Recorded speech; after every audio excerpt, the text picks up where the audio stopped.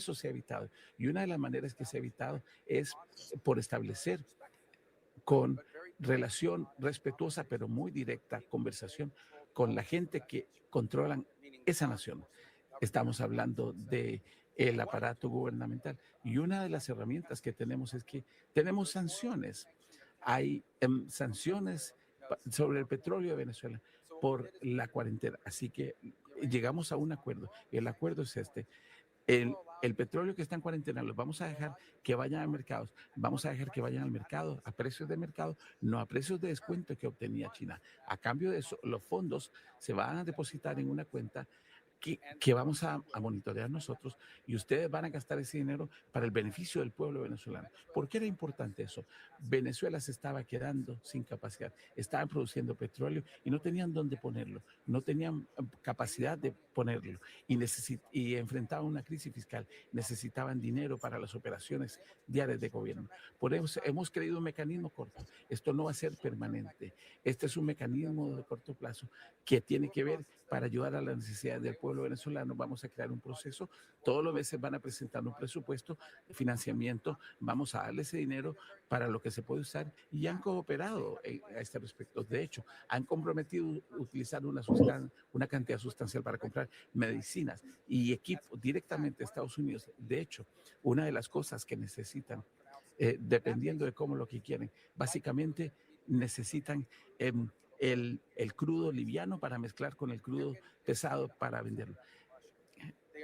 Solían obtenerlo 100% de Rusia, ahora lo obtienen de Estados Unidos. Estamos utilizando ese mecanismo a corto plazo para estabilizar el país, pero también garantizar que los ingresos del petróleo se generen por las licencias que estamos emitiendo. Eso va al beneficio del pueblo venezolano, no para financiar el sistema que existía en el pasado. El segundo es un tema de recuperación y esa es una fase donde uno quiere ver la industria normalizada. Tenemos mucho petróleo en el mundo. Canadá produce petróleo pesado, Venezuela también. A pesar de que tienen las reservas más grandes del mundo, no son irreemplazables, pero entendemos que esa es su línea de salvamento. Entonces, hemos creado lo que esperamos sea un mecanismo de transición que les permita que se venda de una manera normal, no un mercado dominado por corrupción. A fin de eso, las autoridades se merecen algún crédito. Han aprobado una ley de hidrocarburos que erradica muchas de las restricciones de la era de Chávez para la inversión privada. Probablemente no va lo suficientemente lejos, pero es un gran paso comparado con lo que estaban hace 3 semanas. Podemos lidiar con otros componentes, pero eso es parte de la transición, de la parte de recuperación. Se está empezando a crear espacio para distintas voces dentro de la política de Venezuela para que hablen.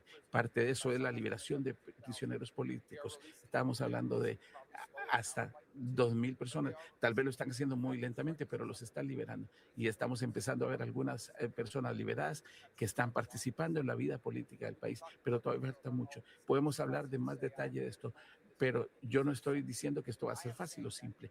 Lo que estoy diciendo es que en 3, casi 4 semanas hemos logrado mucho en este proyecto de lo que pensamos que se podía hacer dada la complejidad del asunto. Y reconozco que no va a ser fácil. Estamos lidiando con personas que pasaron la mayoría de sus vidas en un paraíso de gángster.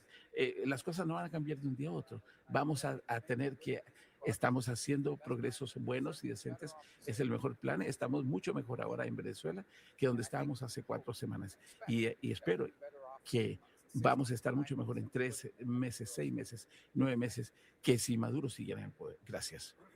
Bueno, gracias. Muy bueno. Secretario Rubio. Ahora vamos a hacer... toda esta introducción. Esta fue como la introducción que hizo Marcos Rubio al tema y estuvo hablando pues de la situación y cuáles son los planes de los Estados Unidos, cuáles son los objetivos, cuáles son los tiempos de esos planes. Y yo les traigo hoy precisamente una presentación donde les voy a explicar paso a paso todo lo que habló Marcos Rubio en esas 3 horas. Y yo, para poderlo resumir, porque no podemos estar aquí 3 horas hablando de lo que él dijo, entonces yo lo he resumido en una presentación donde les quiero mostrar acá, me voy a poner pequeña yo, aquí de momento, me voy a poner pequeña para poderles mostrar y que ustedes puedan ver la mayor parte de lo que se habló allí, ¿ok? Entonces, les quiero mostrar esto. Por favor, dame un like, compárteme y suscríbete. Y déjame tu comentario. En efecto, Canel está muy, muy temeroso en Cuba, por supuesto. Ahorita lo vamos a poner un video que tengo. Mira, Marco Rubio testifica la estrategia de Estados Unidos para Venezuela y Cuba, control del petróleo, transición y la ley del embargo, muy importante, porque allí entró también el tema Cuba y se conversó y se le preguntó a Marco Rubio qué iba a pasar con Cuba y trataron de hacerle una trampa con una pregunta trampa y él salió de esa trampa muy bien. Vamos a comenzar rápidamente. Aquí, para poner en contexto, lo que se habló en esa audiencia, por supuesto, pues tiene que ver con el nuevo escenario en Venezuela y se enfatizó que fue una operación policial, que lo que estamos viendo es una operación policial, no una guerra, no un evento de guerra, sino una operación que se ha tenido que hacer para poder sacar a un narcotraficante y traerlo ante la justicia norteamericana. Aquí dice una recompensa de 15 millones, pero son 50 millones que tenía Maduro sobre su cabeza. El resultado es de esta operación que duró 4 horas y media aproximadamente, fueron 0 bajas estadounidenses, eliminación del centro de operaciones en Venezuela de China, Rusia e Irán, que los enemigos, los adversarios de los Estados Unidos estaban en nuestro hemisferio, pues listos para atacar a los Estados Unidos, o sea, estaban metidos aquí en nuestro hemisferio. A ver. Lo siguiente que se habló de que hay una cuarentena, no un bloqueo sobre Venezuela. Hay una cuarentena que es una acción policial, no un bloqueo que sería como un acto de guerra que cerrara el país completo. El objetivo es neutralizar a la llamada flota fantasma, que es una flota de barcos con bandera falsa que intentan digamos, engañar a los Estados Unidos o a los radares para poder vencer las sanciones que tiene Estados Unidos sobre el petróleo venezolano. La efectividad que ha tenido esta cuarentena ha sido increíble. Ahora mismo hay 0 barcos ilegales que han entrado en Venezuela desde la operación. No han podido ni sacar ni meter petróleo. Y esto ha sido muy importante para que el régimen tuviera que negociar con Estados Unidos el control del petróleo. Porque recordemos que Venezuela no procesa el petróleo, o sea, lo que hace es venderlo crudo, por tanto, no tiene plantas para procesarlo, ni tampoco para almacenar la cantidad de barriles de petróleo que producen diariamente. Entonces, al no tener cómo sacar el petróleo hacia China, hacia Irán, hacia Cuba y hacia los países donde comercializa su petróleo, pues sencillamente tenía que parar la producción. Parar la producción de petróleo es algo que es sumamente peligroso, es caro, porque requiere de mantenimiento, puede sufrir roturas, toda la maquinaria y toda la estructura de la perforación. Entonces, no, es un lujo que en ningún pozo se puede dar. Y por eso, por esta cuarentena tan importante, es que se pudo doblegar al régimen, además de sacar a Maduro. Porque tú a Maduro lo sacas, pero si tú no le haces una presión a ellos para que tengan que entregar el poder, no lo van a entregar. Eso es un hecho. Entonces, aquí lo explicó él magistralmente con el tema de la cuarentena, y también explicó que el mecanismo financiero para controlar ese petróleo ahora, y que el régimen chavista no pueda disponer de esos dineros y no pueda seguir robándoselo. porque hasta ahora estaba vendiendo el petróleo venezolano y regalándolo a cambio de prebendas, a cambio de deudas, a cambio de muchas cosas a ciertos países, y el pueblo venezolano no estaba viendo ni $1 de ganancia, ni siquiera estaba viendo tampoco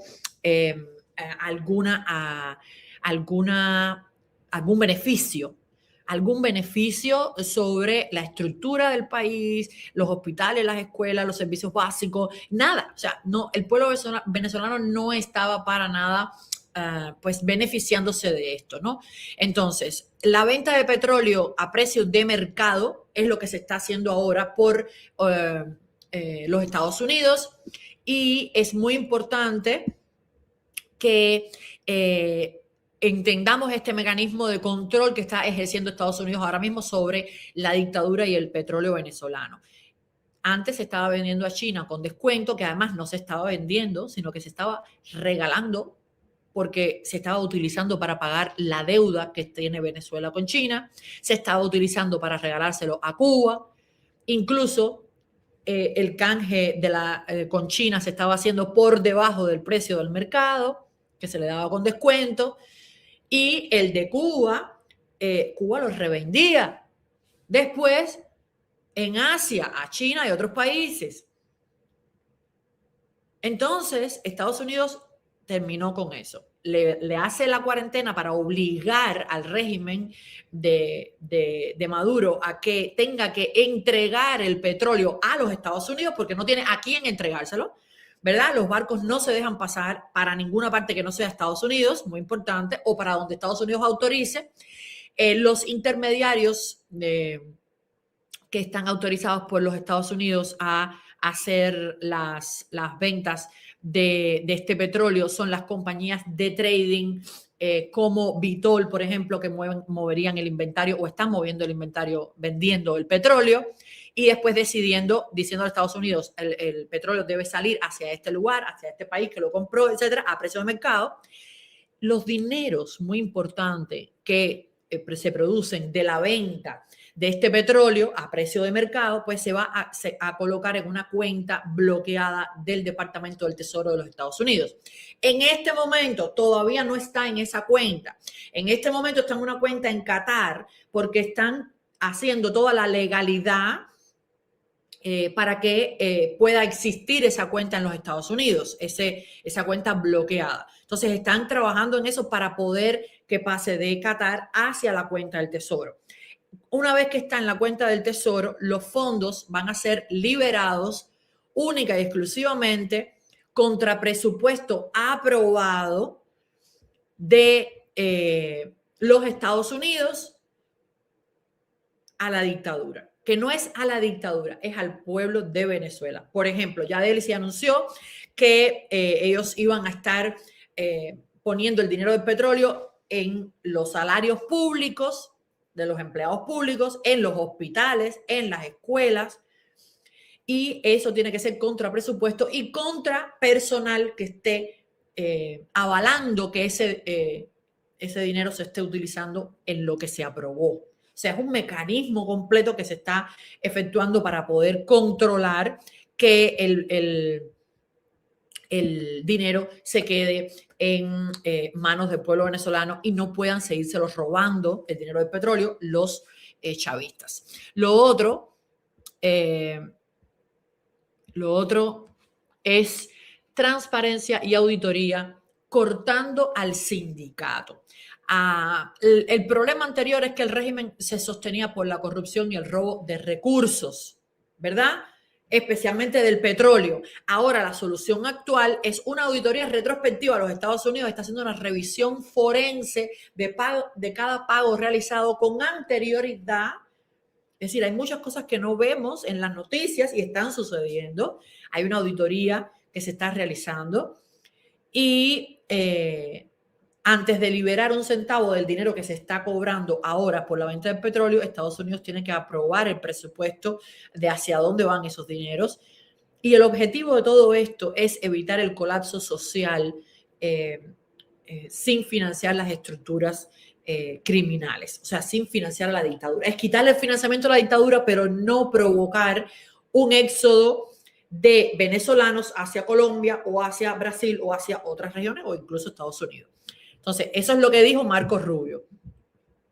La transición, habló sobre la transición y sobre los tiempos de la transición en Venezuela y habló de la metáfora del paciente. Un paciente que llega al hospital con un vaso roto. Un vaso roto significa una hemorragia mortal, ¿verdad? Eso sería el colapso sistémico que podría provocar desde un éxodo masivo hasta una guerra civil en Venezuela. Y la pierna rota, el daño estructural, social, político de Venezuela, que es la parte de los partidos políticos, las elecciones, etcétera, pues sería como una segunda herida a atender. O sea, lo que estaba queriendo decir aquí el secretario, lo que quiso decir, es que la prioridad número 1 inmediata es la estabilización del paciente. La estabilización del sistema en Venezuela y aguantar que no haya un éxodo de chavistas, porque lo curioso es que aquí el éxodo que habría sería de chavistas huyendo del colapso de la dictadura. Eso hay que estabilizarlo, evitar el éxodo, evitar la guerra civil y entonces pasar a un objetivo secundario, a la prioridad secundaria, que sería la rehabilitación democrática. O sea, hay un primer paso de saneamiento, contención y saneamiento, de recuperación y entonces la rehabilitación democrática. La realidad esto no es una cena de microondas que se prepara en 3 minutos. La construcción o la reconstrucción de Venezuela toma tiempo y se planea en 3 fases. Estados Unidos, el secretario Marcos Rubio, ayer dijo que iba a ser en 3 fases: estabilización, recuperación y transición democrática.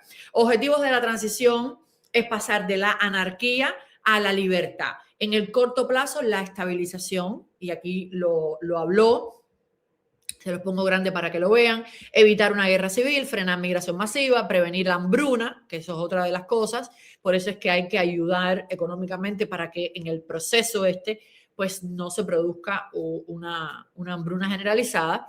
En el mediano plazo hay que hacer una limpieza, desmantelar las bandas criminales del Tren de Aragua, liberar a los presos políticos.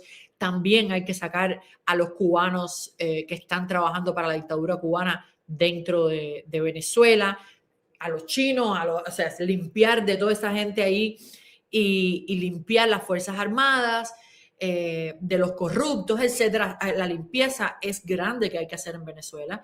Y a largo plazo, pues la realización de elecciones libres y justas y la participación de todos los sectores de la política venezolana. O sea, es un proceso que toma, y este proceso del mediano plazo de la limpieza es el que yo veo que se va a tomar más tiempo, porque es muy difícil desmantelar toda la parte militar y toda la parte de espionaje, toda la parte criminal, los colectivos, en fin.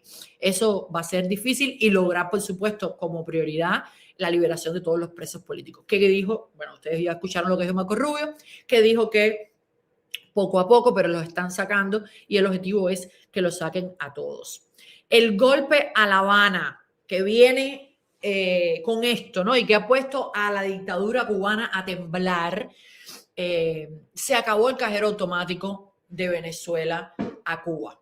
Venezuela era el cajero automático de la dictadura cubana, que disponían de los dineros, de los recursos, del petróleo, de todo lo que querían, y eso se acabó. El vínculo vital que sostenía la dictadura cubana salía de la dictadura chavista en Venezuela, y ahora mismo pues ya eso no está. Entonces, súper importante, un momentito, súper importante, porque esto que han hecho ha sido cortar la dependencia o los suministros de petróleo y de subsidios de todo tipo que Venezuela le daba a Cuba. El nuevo panorama es el corte total de la fuente de recursos. Y aquí está la clave, mis amores: el corte total de la fuente de recursos. Es el objetivo, es la estrategia o es, digamos, el camino para lograr la estrategia, que la estrategia es el estrangulamiento económico del régimen cubano. Marco Rubio en esa sesión, y ahora lo voy a poner, dijo: me encantaría ver un cambio de régimen en Cuba. ¿Ok? Y quiero que pongamos esa parte, un momento, antes de pasar a la ley del embargo, que fue lo que él saca como respuesta a esa pregunta. Y se los quiero mostrar acá. Aquí está. Hay un senador que le hace una pregunta bien capciosa a Marco Rubio, que trata de ponerlo contra la pared y que no lo logra, ¿no? Lógicamente, no lo logra porque Marco es Marco. Y además le da una respuesta que es brillante. Quiero hablar sobre eso porque, bueno, es la parte fundamental de ese momento en la audiencia. Y sencillamente lo están tratando de tergiversar diciendo que él confirmó que no iban a imponer un cambio de régimen. Eso es falso, al revés. Escuchen, vamos a escuchar lo que dijo y ahí lo comentamos. ¿Ok? Aquí está traducido en pantalla. Si quieren, lo vemos una vez y luego, si no entendieron, me dicen y lo traducimos. ¿Ok? Miren aquí ese momento. Will you make a public commitment today to rule out U.S. regime change in Cuba? Regime change? Yes. Oh, no, I think we would love to see the regime there change. We would like to, that doesn't mean that we're going to make a change, but we would love to see it change. There's no doubt about the fact that it would be of great benefit to the United States if Cuba was no longer governed by an autocratic regime. But you know what we mean by regime change. We don't mean, I wish someone else were in charge. When we talk about regime change, we're talking about using the power of the United States, usually kinetic power, but often other kinds of coercion. And I'm not even saying that that's always not in our interest. I'm just saying, I'm not asking you whether we would prefer a different kind of government. I'm asking whether you are trying to precipitate the fall of the current regime. Yeah, but that's statutory. The Helms-Burton Act, the U.S. embargo on Cuba is codified. It was codified in law, and it requires regime change in order for us to lift the embargo. Okay. Will you make a public commitment today to rule out U.S. regime change in Cuba? Ok, un momento. La pregunta es, ¿usted haría, oígame, qué clase de tipo, si este hombre no está mandado por la dictadura, nadie está mandado por la dictadura? O sea, el senador le pregunta, ¿usted está dispuesto a hacer hoy un compromiso público con que los Estados Unidos no va a hacer un cambio de régimen en Cuba? Vaya, parece como si fuera el enviado Arlene, que está diciendo ahora que no hay que quejarse de los apagones porque José Martí escribió las obras completas sin luz. Y parece que Arlene se lo pidió que sí había luz eléctrica cuando Martí, pero bueno, en fin. Ay, Arlene, mi vida, qué arrastrada te van a dar, mi amor. No es por nada. Entonces, este señor parece Arlene, ese periodismo que se hace en Cuba, ¿verdad? Marco Rubio le da una respuesta brillante. Le dice, ¿un cambio de régimen? Por supuesto que me encantaría ver un cambio de régimen en Cuba. Y el hombre le dice, sí, pero una cosa es que nos encantaría, incluso que fuera nuestro mejor interés, que todo el mundo desea eso, pero otra cosa es que se van a tomar acciones para lograr un cambio de régimen en Cuba. Marco Rubio le había dicho anterior, en el primer momento le dice, sí me encantaría un cambio de régimen, aunque eso no quiere decir que vayamos a hacer el cambio de régimen. Pero tampoco quiere decir que no vayan a hacerlo. ¿Me explico? O sea, en el lenguaje político y diplomático, cuando tú no niegas rotundamente algo, ni afirmas rotundamente algo, es eso, ni niegas ni afirmas, pero es casi afirmar. O sea, cuando tú no te quieres comprometer, y la pregunta es clara, ¿te quieres comprometer hoy a que no habrá una acción de los Estados Unidos para cambiar el régimen? Y dice, no me puedo comprometer a eso. Porque yo quiero un cambio de régimen. Es clarito lo que le dice. Si Telemundo y toda su sarta de comunistas que tiene ahí adentro, porque es que no me explico quién puede darle la vuelta a eso de una manera que ponga un titular en un short de YouTube diciendo que Marco Rubio confirma que Estados Unidos no impondrá un cambio de régimen. O sea, eso yo no sé de dónde lo sacó en esa conversación porque no existe. Al contrario, Al contrario, en el momento, y lo tengo aquí por Cubanet, en ese mismo momento, porque esto es un corto, muy cortito, ¿verdad? En ese mismo momento, Marco Rubio le saca otra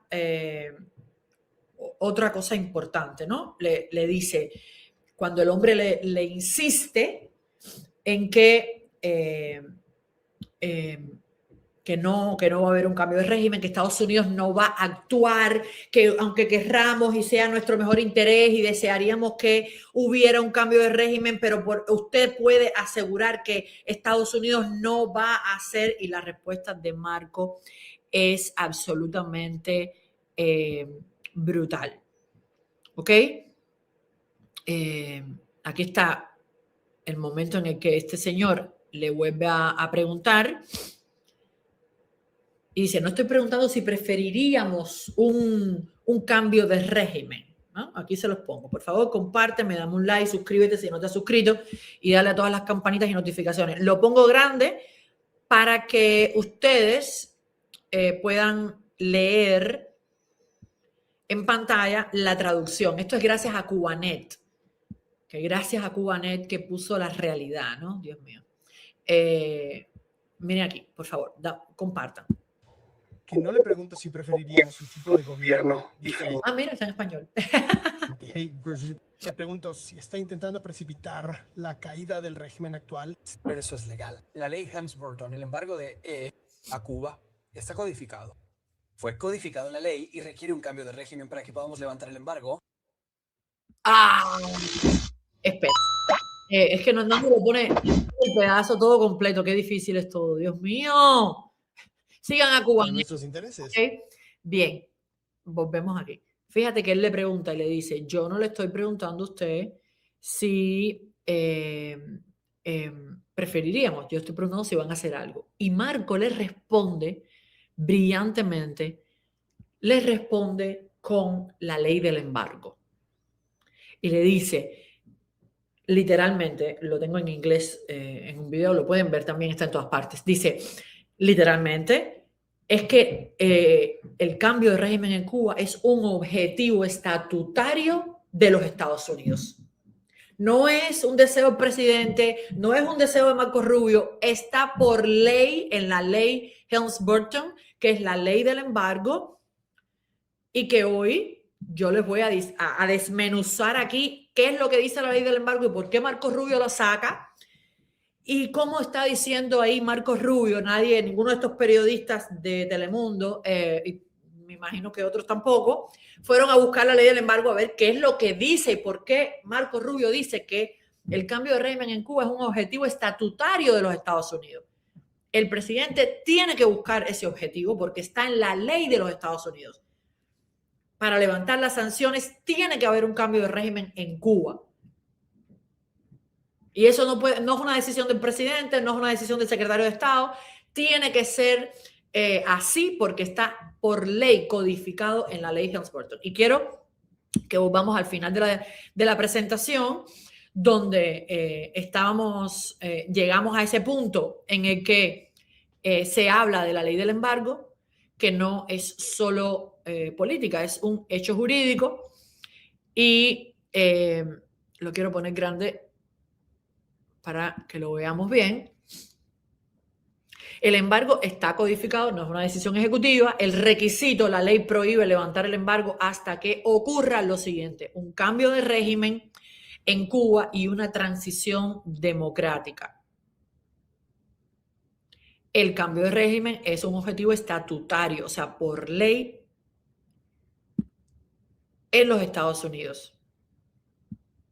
Entonces sí es un objetivo y sí Estados Unidos tiene que hacer cosas y va a hacer cosas. Hoy lo que se va a anunciar es precisamente cosas que se hacen para lograr el cambio de régimen y la caída del régimen. Ayuda de Estados Unidos a Cuba. La realidad económica. Ahora mismo hay un fallo total. Cuba es un estado fallido, un estado marxista fallido. Cuba destruyó su industria, tiene que importar hasta el azúcar. Ahora vamos a ver eso en más detalle. Y hay ciertas condiciones para la ayuda que lo vamos a ver ahora mismo. Tiene que haber liberación de presos políticos, tiene que haber elecciones libres, tiene que haber un paso a la transición. Ahora vamos a ver eso. Estados Unidos ya permite de todas formas alimentos y medicinas y el régimen es quien bloquea la distribución de estas cosas, ¿no? Cuando lo hemos mandado se lo ha robado y ellos cuando quieren compran un poco, pero no permiten el libre comercio con los Estados Unidos y es el régimen quien no lo permite, ¿ok? Déjame ver porque no veo, yo misma no veo. Se le está dando con lo de Venezuela un jaque mate a estos regímenes que son enemigos de los Estados Unidos y que son tiránicos. Estamos hablando de China, de Irán, Hezbollah y de Rusia. Y están en jaque mate. China pierde el petróleo con descuento, $20 menos por barril y el pago de la deuda de Venezuela mediante el saqueo de su petróleo. Irán y Hezbollah sufre la expulsión de sus operativos, el fin de los pasaportes venezolanos falsos y también el uranio enriquecido que salía de Venezuela. Y Rusia, pues, pierde el punto de apoyo militar y la palanca energética en las Américas. Y es algo que obviamente Putin negoció con Trump. Y le dijo, yo quiero las Américas. ¿Tú quieres Ucrania? Yo quiero las Américas. Las Américas son mías. Tú métete ahí en Ucrania, fájate en Ucrania, cógete el territorio que te dé la gana. No lo sé, estoy especulando, pero ahí hubo una conversación en la que Trump le dijo, me voy a quedar con Cuba y me voy a quedar con Venezuela. Así me refiero a quedar en el sentido de que no van a ser más territorio de estas dictaduras o de estas tiranías enemigas de los Estados Unidos, ¿ok? Entonces, la fase legal, dejar claro que lo que ha ocurrido en Venezuela, lo que está ocurriendo no es una guerra, sino una acción policial para sanear criminales y detener criminales, hacerlo contra el Tren de Aragua, contra narcoterroristas encabezados por Nicolás Maduro. Esto se ha hecho a través del Alien Enemies Act, que es la ley de enemigos extranjeros, que da la justificación legal y la protección de seguridad nacional ante bandas transnacionales. El objetivo es proteger a los Estados Unidos de fentanilo, cocaína y terrorismo. ¿Ok? Un mensaje al exilio y a la oposición. El objetivo compartido es un hemisferio libre y próspero. Es lo que dijo Marco Rubio, es la conclusión que dio en esta audiencia. El desafío es que hay que tener paciencia durante la estabilización y para llegar a esa democratización de Venezuela hay que tener paciencia. No es algo fácil, no es una tarea fácil, pero desde luego están poniendo todo lo que hay para lograrlo y la promesa de oportunidad de la libertad real, ¿no? La libertad es real, estamos caminando y dando pasos hacia ella y se ha logrado muchísimo en 4 semanas, que es lo que apenas ha pasado desde la detención de Nicolás Maduro. ¿Ok? Resumen estratégico de la audiencia de Marco Rubio antes de pasar al tema del embargo. El petróleo está controlado por cuentas bloqueadas en Estados Unidos, fin del dinero gratis para las dictaduras. Venezuela, estabilización primero, elecciones después, un proceso, no un evento de 3 días ni nada de eso, y no por eso hay que gritar cambio, fraude, etcétera, etcétera, sino que es un proceso vivo además que se va viendo cómo se hace sobre la marcha también, se pueden cambiar cosas. Y en Cuba el cambio de régimen es la ley. El colapso de Venezuela acelera la libertad de Cuba y obviamente se van a tomar medidas para la caída del régimen castrista, ¿no? No es algo que se va a dejar a la ligera, no es algo que se va a dejar ahí y ya está. No es real, se van a tomar medidas y hoy se van a anunciar grandes medidas para lograr la destrucción del régimen castrista y la libertad en Cuba también, ¿no? Y esto es muy importante porque tenemos que estar firmes, tenemos que ser pacientes, tenemos que ser inteligentes, estratégicos y estar claros de que esto es lo que va a suceder. Quiero hacer énfasis en lo de la ley del embargo y les tengo aquí, ahora los voy a leer a ustedes un momento antes de pasar a eso, porque la ley del embargo, Marco Rubio dice, es un objetivo estatutario, qué difícil esa palabra, de los Estados Unidos, el cambio de régimen en Cuba. Y vamos a hablar de lo que dice la ley Helms-Burton. Tenemos un super chat, mis amigos. Tenemos un super chat, así que mi ley le toca. ¡Zurdos, hijos de puta, tiemblen! ¡La libertad avanza! ¡Viva la libertad, carajo! ¡Vamos!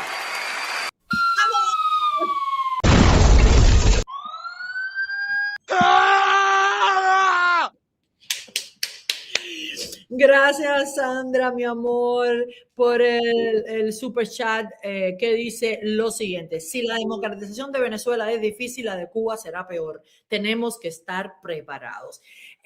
Yo no sé si será peor, fíjate lo que te digo. Porque, y precisamente, de todas formas, tenemos que estar preparados. Es un proceso difícil, complicado, que requiere de muchas cosas, de muchos puntos, de que todos, y la dictadura, por supuesto, va a tener a sus acólitos, sus espías, eso, tratando de desvirtuarlo todo, de sabotearlo todo. Eso es un hecho también, ¿no? Entonces, tienes toda la razón, va a ser muy difícil, pero peor, no sé yo si será peor.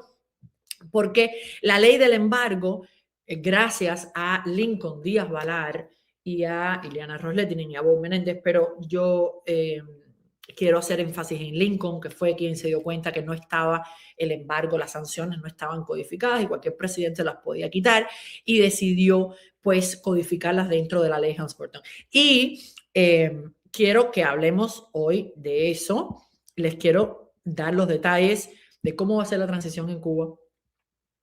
Quiero darles los detalles de qué va a ser diferente con respecto a Venezuela y que probablemente no sea necesario que haya una Delcy en Cuba como lo está viendo, como lo estamos viendo en Venezuela, ¿no?